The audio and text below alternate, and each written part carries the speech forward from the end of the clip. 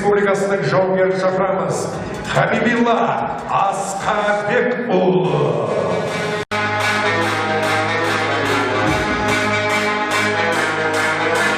Және де ортаға қазақ елінің батыры Азамат Бақытовты шақырамыз. Қошеметпен қарсы алыңыздар.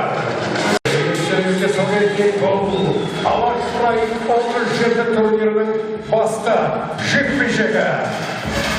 Бетпе-бет, face to face.